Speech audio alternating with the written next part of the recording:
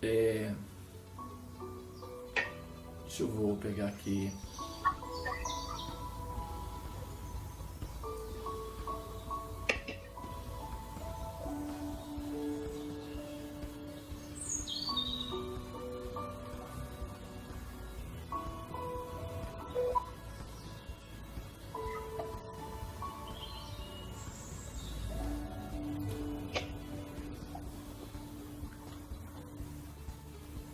Bom,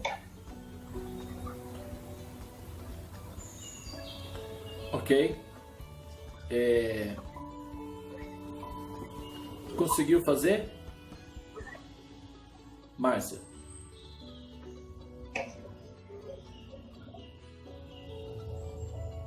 Bom, enquanto a Márcia...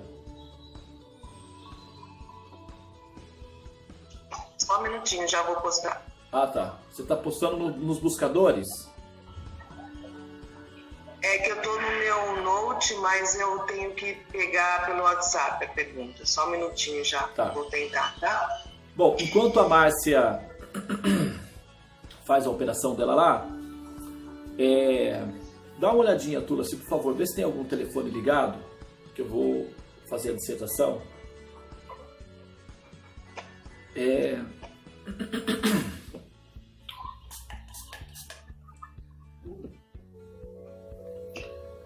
Bom, olha só, são duas perguntas na verdade, né? Eu tenho agora 10 minutos para responder essas duas perguntas. Eu não vou fazer isso em 10 minutos, né? Não será possível, evidentemente. Então, o que eu vou fazer foi o que eu já... Porque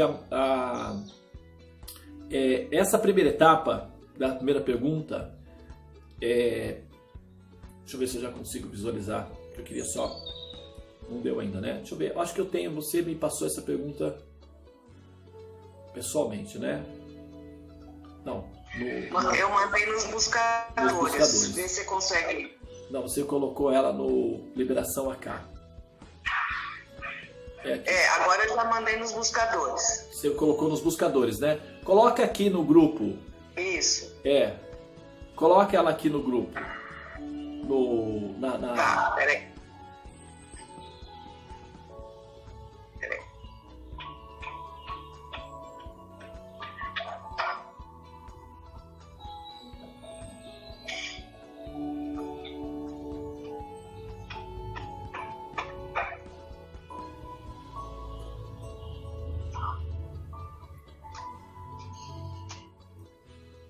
Bom, então eu vou ler aqui a primeira pergunta dela, tá? Olá a todos. Só eu vou falar novamente a pergunta, apenas para ficar registrado aqui, gravado, né? Porque eu estou gravando aqui e depois eu vou colocar o vídeo no grupo, tá? Olá a todos. Tem duas perguntas. Primeiro, estamos quebrando antigos paradigmas, nos afastando da ideia de Deus como uma luz, algo amorfo, considerando que ele não será de carbono, matéria transitória.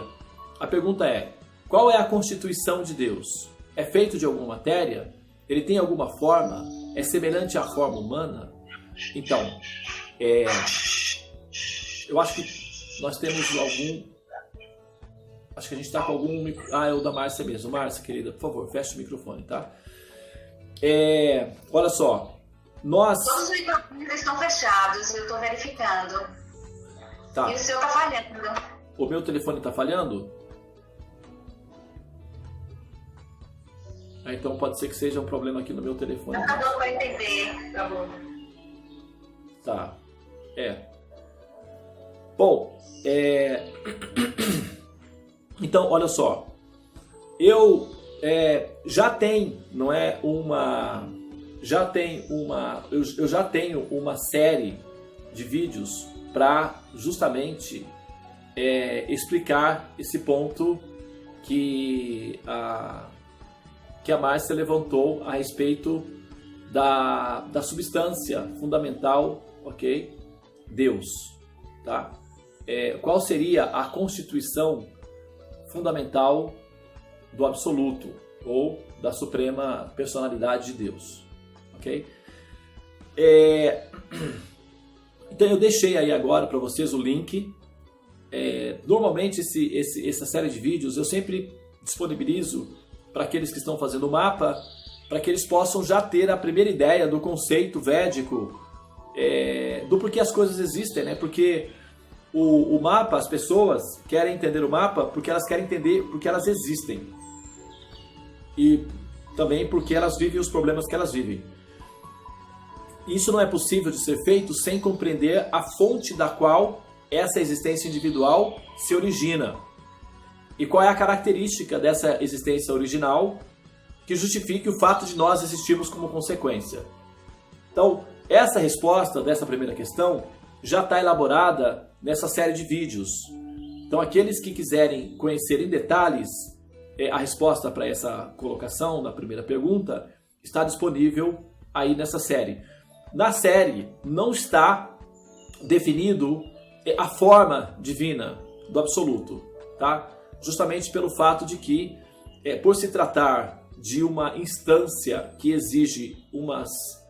vai exigir alguns drivers, né, vamos colocar dessa forma, algum tipo de informação que não está disponível facilmente, né, que não é acessível assim simplesmente colocado de uma maneira direta, pode não surtir o efeito que nós queremos.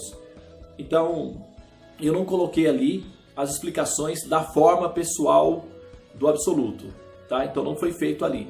Porém, está explicado sim como é a constituição original, a substância fundamental do qual essa pessoa original é formada. Então, apenas para sintetizar aqui ao máximo possível, essa constituição ela é formada por 3 elementos fundamentais, que é Sat, Chit e Ananda, ou Satchit Ananda.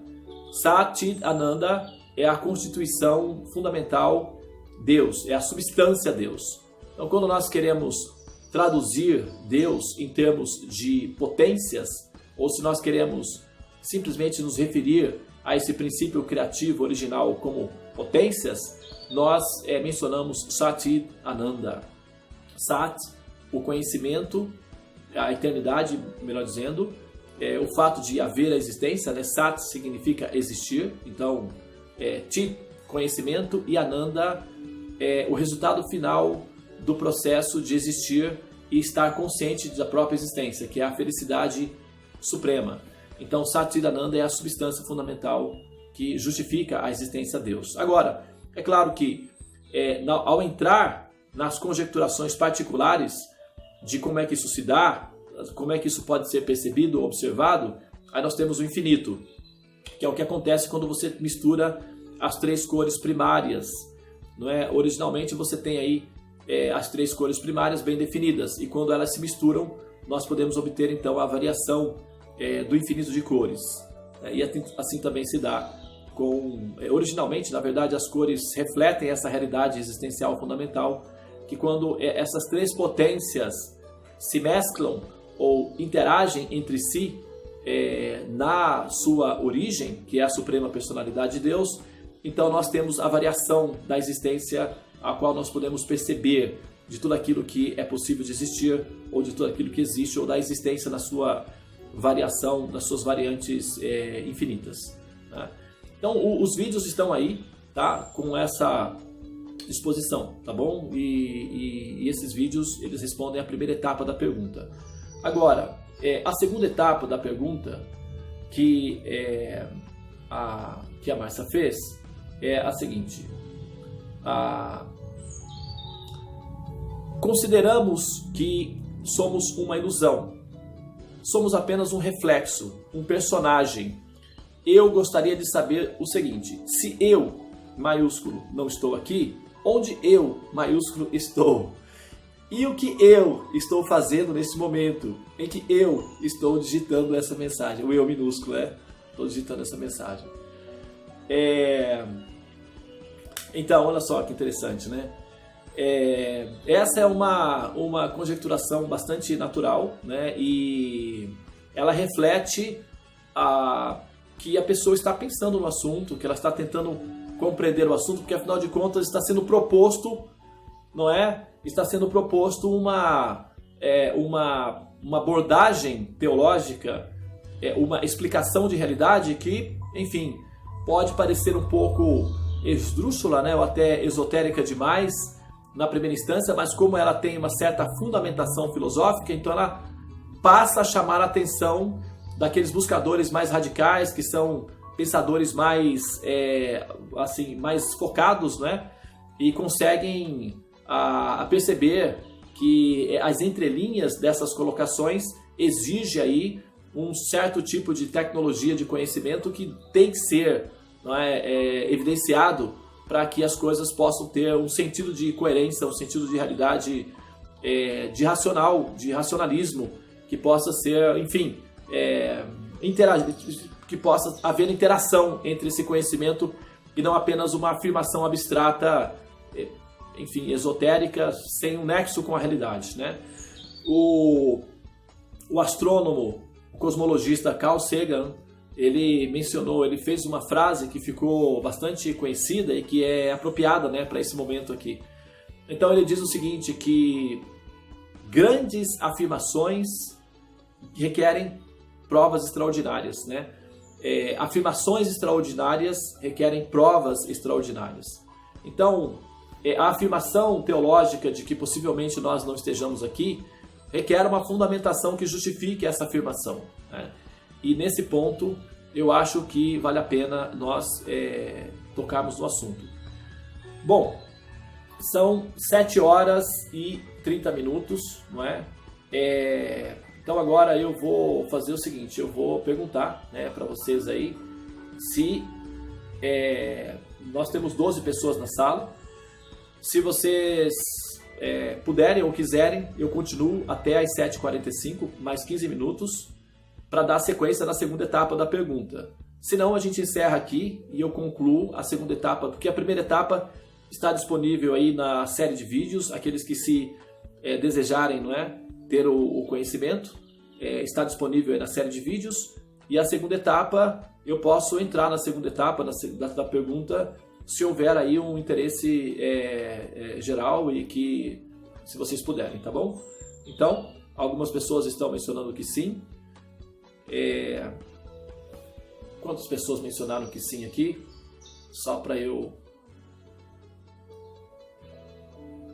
Eu posso, eu tô com a mão ocupada, eu não posso digitar, mas eu posso, sim. Tá, ó, 1, 2, 3, 4, 5, 6, 7, 8. Bom, temos um número, um quórum, né, maior já. E aqueles que não puderam, né, já saíram, já se retiraram. Então, eu vou dar sequência aqui na segunda etapa da pergunta. Vamos lá, então, fazer aí essa autópsia, né? Olha só, nós temos aqui algumas conjecturações que nós precisamos reposicionar para que a pergunta seja válida do ponto de vista filosófico, né? A gente tem que corrigir a pergunta, na verdade. A pergunta, ela tem a sua consideração válida, mas a formulação dela já traz em si algumas afirmações que precisariam primeiro ser checadas se procedem ou não.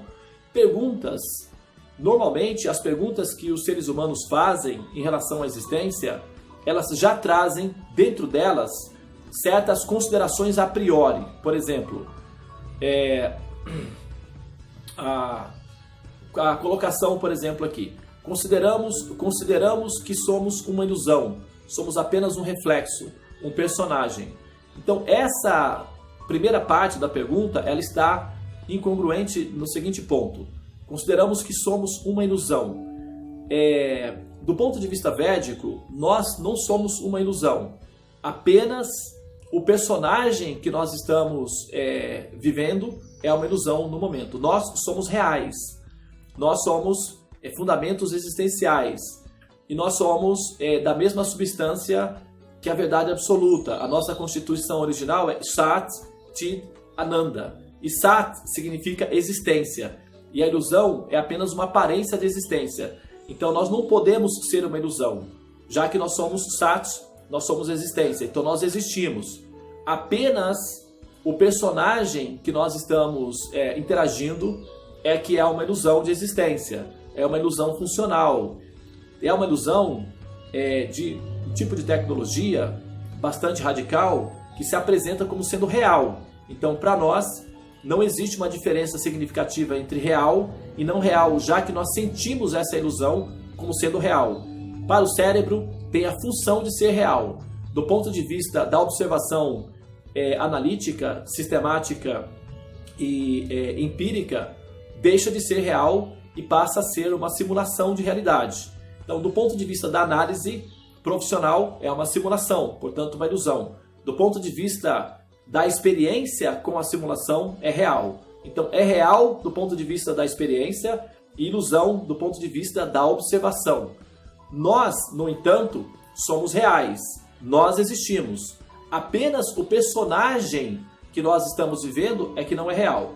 Então, quando a gente afirma, por exemplo, que consideramos que somos uma ilusão, então nós estamos partindo do princípio de que o personagem que nós vivemos e nós somos a mesma coisa. E esse é o erro de cálculo já no início da operação, porque existe uma diferença entre nós e o personagem. E não a compreensão completa do raciocínio, ela depende muito de que o jogador entenda a diferença dessas duas peças inicialmente. A primeira etapa, o ABC da autorrealização ou do autoconhecimento, é justamente aplicar esse princípio, que é a capacidade de distinguir entre aquilo que é real daquilo que é uma simulação. E nós, a entidade viva, a consciência, que é o que mais perto nós conseguimos entender de nós mesmos, que é o estado de consciência, sim, nós somos reais, nós existimos. O personagem que nós estamos utilizando, por exemplo, o Devananda, a Márcia, a Daniela, o Paulo, esses personagens, eles são avatars. E avatars quer dizer uma configuração matemática que tem a funcionalidade de absorver a consciência, condicionando-a a viver a experiência como sendo real. Então é uma simulação de realidade, uma hipnose, uma sugestão de realidade. É uma hipnose. Portanto, por se tratar de uma hipnose, o ser condicionado acredita que é a função real. Isso é uma parte da funcionalidade do programa. Então, é muito importante que nós tenhamos já na primeira instância como critério, ao menos a priori, em termos de como probabilidade constitucional, a diferença entre nós e o personagem. Então, essa distinção, ela tem que ser feita logo no início da operação para haver uma coerência do entendimento do completo do que está se dando. Sempre que nós nos correlacionamos com o personagem, ou sempre que nós nos identificamos com o personagem que nós estamos vivendo, que é o avatar que nós estamos vivendo, que é o corpo que nós estamos vivendo, sempre que nós partimos do princípio de que nós somos o corpo, ou de que nós somos o avatar, aí sim nós vamos partir desse princípio, que nós somos uma ilusão. E não é bem assim. Apenas o avatar, somente o personagem, apenas o corpo é uma ilusão, que é uma configuração matemática produzida para dar a forma final de um corpo. Somente isso é ilusão. Nós não. Nós somos diferentes disso. É que no estado condicionado, o programa ele vai exercer uma pressão sobre nós, nos confundindo, fazendo com que nós pensemos em termos de nós enquanto personagem. E é justamente essa fissura de realidade, ou essa neurose existencial, é que a cura a cura busca produzir. Então, a cura ou autoconhecimento tem a primeira função de nos colocar na posição de sanidade em termos de entendimento daquilo que é ilusão, daquilo que é real. Quando nós estamos mais ou menos de posse dessa informação, aí já dá para dar o próximo passo, porque aí já existe uma certa estabilidade de consciência. Enquanto nós pensamos em nós mesmos condicionados ou identificados com a simulação, que é o corpo ou o avatar que nós estamos utilizando, isso é considerado um estado de sonambulismo, considerado um estado de ignorância ou de condicionamento. Nesse estado de condicionamento e de ignorância é semelhante ao motorista embriagado. Ele não vai conseguir ter os reflexos adequados para fazer uma viagem segura. Então, antes de pegar o volante, é importante certificarmos-nos de que nós estamos na nossa condição sóbria para ser uma viagem segura. E essa situação de identificação entre nós e o personagem equivale a um motorista embriagado. Então, não é seguro continuar a operação, ok? Isso é importante compreender essa diferença aí, tá? Aí, a princípio, é claro que isso não dá para ser feito apenas nessa conversa aqui. Porém, já fica estabelecido os critérios mediante os quais a consequência do entendimento dessa informação vai ser possível ou não. É como o Saramago mencionou certa vez. Você não consegue ver a ilha estando na ilha. É importante sair da ilha para ver a ilha. Então é importante sair da ligação com o corpo para ver o funcionamento do corpo. Como é que ele funciona como uma tecnologia divina que está em andamento e qual seria, né, o motivo para que houvesse essa tecnologia. Entender como é que funciona a tecnologia é uma fase do processo. A próxima é entender por que alguém criaria essa tecnologia.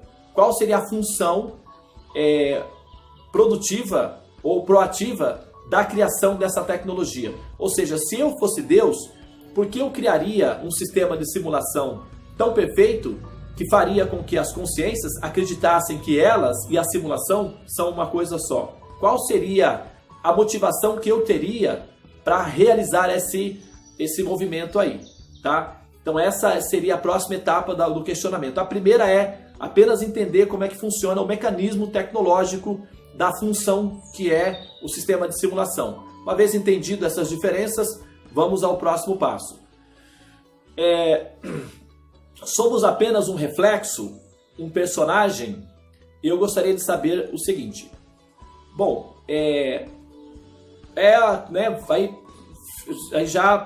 como essa colocação, ela já meio que confirma a primeira que não está consistente. Então a gente está reformulando as colocações para poder visualizar a pergunta no sentido, na produtividade da questão, né? Porque a pergunta é válida, só que as colocações elas estão admitindo certas afirmações que são inválidas. Então a gente está lapidando, né, retirando o excesso da invalidez dentro da pergunta para liberar a essência da pergunta que é válida, que é o entendimento, né, que está sendo buscado aí na questão em si. Então, nós somos um reflexo? Sim, nós somos um reflexo. Mas um reflexo divino, um reflexo da suprema verdade absoluta. E, portanto, nós não somos diferentes de Deus no sentido da sua constituição original, né? Às vezes, os cosmologistas de inclinação ateísta, eles mencionam o seguinte: por que, se houvesse um Deus, ele faria espaços tão grandes e colocaria um ser tão pequeno e insignificante num planeta tão pequeno e tão insignificante? Nós somos tão pequenos, nós somos tão insignificantes perante o tamanho e a dimensão do universo, que pensar em nós enquanto seres importantes ou de relevância é simplesmente uma ignorância. Isso é o que os cosmologistas de inclinação ateístas colocam. Mas eles se esquecem de um fato importante: tamanho não é documento, né, para a entidade viva. Você está vendo aí o vírus, né, o coronavírus. Qual é o tamanho do coronavírus? Quem já viu um coronavírus pessoalmente para bater um papo? Escuta, meu amigo, tem como você respeitar os limites aí e tal? Alguém já viu o coronavírus pessoalmente? O tamanho dele é pequeno, mas não faz uma diferença, não paralisou uma humanidade inteira, 7 bilhões de pessoas, militares poderosos, com armas poderosas, aviões poderosos, não ficou tudo paralisado por uma coisinha pequenininha? Então, tamanho não deve ser considerado uma referência de valor, não. O fato de nós sermos pequeninas, centelhas, partes integrantes do Supremo, não diminui em termos da importância de relevância existencial que nós temos. Quando nós falamos que nós somos apenas um reflexo, dá a impressão de que nós somos insignificantes do ponto de vista existencial. Nós somos pequenas do ponto de vista constitucional, mas nós somos relevantes do ponto de vista existencial, né? É como um bebê numa casa. Qual é em termos de ocupação de espaço, a relevância em termos de tamanho de um bebê, né? Do ponto de vista dos adultos, ele é insignificante, mas um bebê na casa controla toda uma família, né? Toda uma família se adapta a um bebê na casa. Então, assim, o tamanho, nesse caso, não faz uma referência em termos da sua objetividade, em termos de valor. Nós somos, sim, um reflexo, mas não um reflexo insignificante que se dissolve, que seria o caso do corpo. Nós somos um reflexo da suprema personalidade de Deus. Nós somos centelhas de Deus, aspectos de Deus. Portanto, nós somos Deus, na nossa constituição original. Nós não somos Deus em termos da sua completude, do tamanho.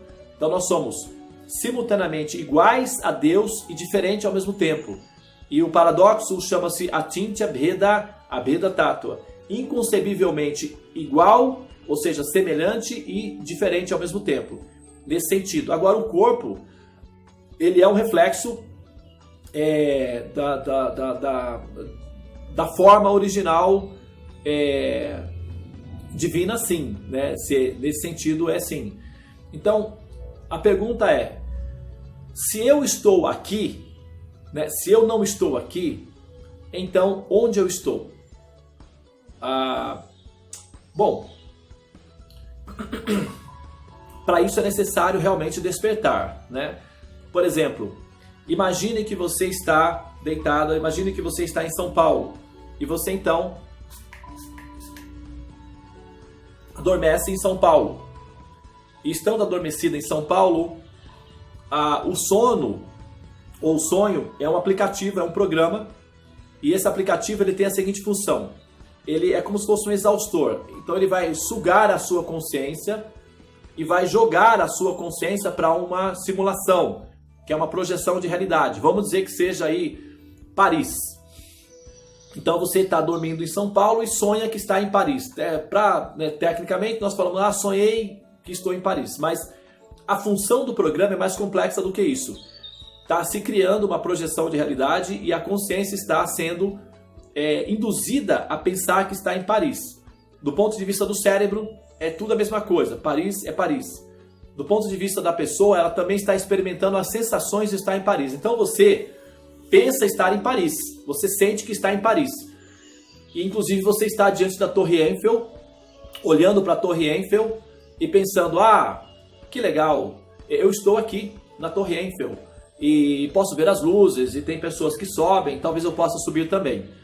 Então você está pensando em tudo isso e supomos, eu entro no seu sonho, mas eu estou acordado dentro do teu sonho e pergunto para você,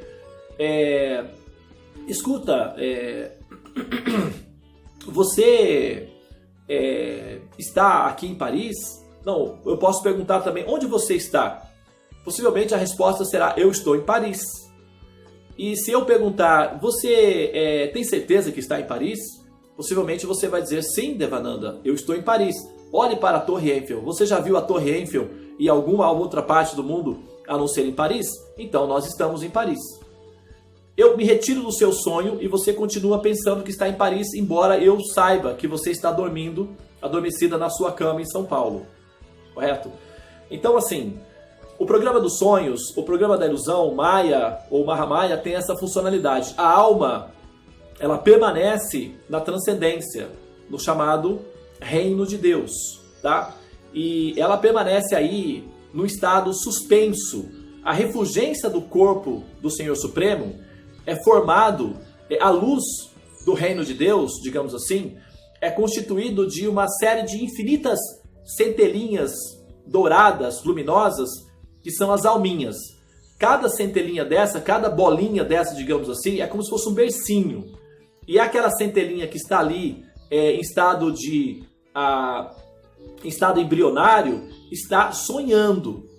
E quando ela sonha, a consciência dela é trazida para a simulação, e dentro da simulação, ela vai aos poucos despertando, ao assumir diferentes formas que são funcionais. Essas formas se dissolvem porque elas são matemática, e a alma vai assumindo várias formas, até que ela chega um momento que pensa, espera, tem alguma coisa errada, porque eu tenho uma intuição de que eu existo eternamente, mas as minhas funções de onda, que seriam a matemática, o corpo, se dissolve. Então o que está acontecendo? E aí é nesse momento em que ela começa a buscar a autorrealização, e se ela tiver uma guia apropriada, conhecimento apropriado, ela pode compreender onde ela está de fato e como despertar de fato.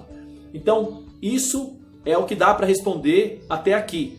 Porque para falar dos processos de onde você está propriamente falando, para descrever de maneira visual o local onde você está propriamente falando, então requer drivers de conhecimentos que não foram baixados ainda.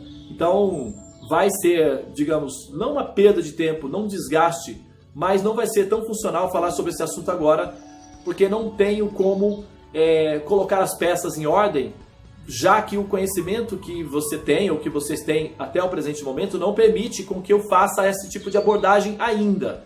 Mas a minha ideia, o meu objetivo, o meu plano é conduzir um grupo até esse momento, até essa fase, de mostrar claramente como é que funciona na origem e como que você faz para despertar propriamente. Porque até então nós estamos conjecturando os efeitos consequentes do fato de estarmos adormecidas e como é que funciona o processo do adormecimento, do condicionamento.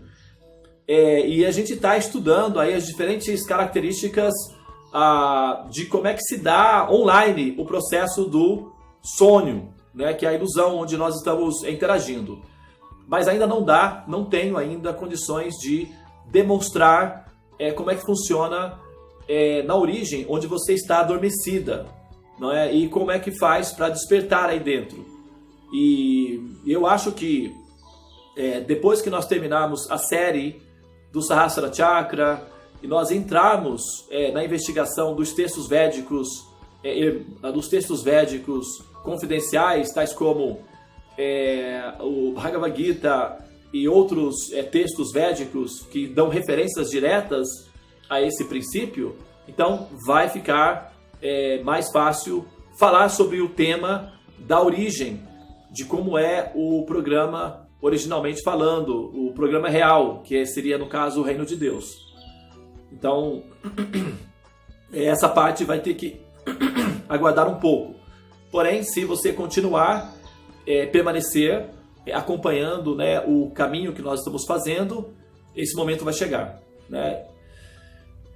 E não está muito longe não, já estamos bem próximos de começar a tocar nesses assuntos aí, inclusive, tá? A sua pergunta, aliás, já é um prelúdio de que o momento está chegando, né? Já está surgindo essas curiosidades, significa que o grupo já está tendo aí os primeiros reflexos de interesse do assunto. Isso já significa que já existe uma possibilidade de já começar a tocar no assunto. Então a gente vai, né? Estamos chegando lá.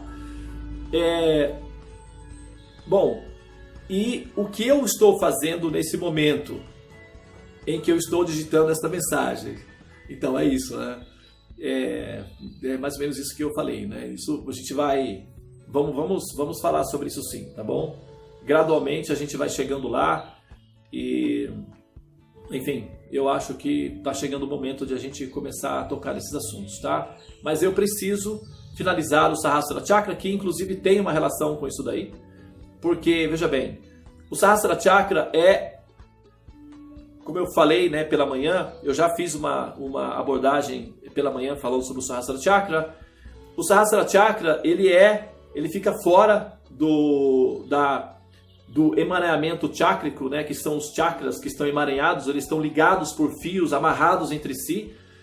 O Sahasrara Chakra, ele está independente, ele está fora, ele é uma tecnologia superior, ele não usa fios. E ele é uma nave, tá? Então, a pessoa que entra na nave, ela só entra na nave com um ticket. E ela tem que saber para onde está indo, né? Você não entra no ônibus simplesmente sem saber para onde está indo. Isso não é normal. Então, para ser, digamos, aceito nessa fase do Sahasrara Chakra, então é necessário que a pessoa tenha, então, noção de para onde ela está indo e o que ela quer, onde ela quer chegar. Para esse efeito, é preciso que primeiro sejam eliminados os resíduos, que são os vírus de conceitos existenciais que estão contaminados com impersonalismo, niilismo, ateísmo, e esses vírus eles não são possíveis dentro da nave.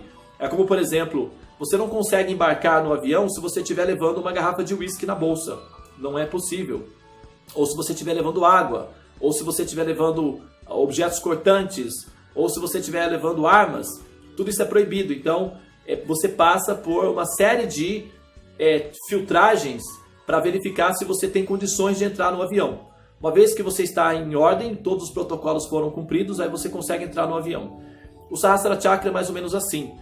Impersonalismo, niilismo, ateísmo e conceitos decadentes não são assimilados no Sahasrara Chakra. Por isso que, primeiro, é preciso ser feita a filtragem para que a pessoa consiga acessar esse nível. E uma vez acessado esse nível, dá para visualizar a parte interna da transcendência, que é o reino de Deus, né? E aí dá para mentalizar ou visualizar o que seria ali. E se você quer despertar ali, né? Assim, porque despertar no reino de Deus precisa valer a pena. O Maquiavel, por exemplo, quando foi perguntado para ele no final da vida, você quer ir para o céu? Ele disse: Deus que me livre ir para o céu. Eu prefiro ir para o inferno. Porque no inferno eu terei os papas, eu terei os generais, os grandes estadistas, os filósofos, grandes pensadores para conversar, para bater papo, mesmo que seja um pouco mais quente. Mas no céu eu terei mendigos esfarrapados, ignorantes, pessoas desesperadas, pedintes, insistentes, e é um ambiente onde a gente nem consegue conversar direito. Então, assim, essa ideia que a pessoa tem do que significa o reino de Deus pode ser motivador ou não. E por isso que a compreensão do ponto de vista védico do que vem a ser esse local é importante para que a pessoa possa tomar a sua decisão antes de embarcar, né? E nós vamos fazer isso daí e assim, é bem interessante também essa parte, tá? Muito bem, eu vou então finalizar aqui. Eu vou ler apenas uma mensagem que a Tula se colocou aqui. Estamos vivendo uma experiência terrena em busca de felicidade. Para tanto precisamos encontrarmos com nós mesmos, buscar autoconhecimento, conhecimento de si mesmo, entender que somos uma centelha de Deus, temos as mesmas partículas de Deus em forma diminuta. Para entender Deus, desenvolver a espiritualidade, precisamos encontrar com Deus para encontrar a felicidade. Então precisamos entender que nós somos protagonistas das nossas vidas. Só nós podemos fazer a escolha do nosso roteiro, né? Tá aí.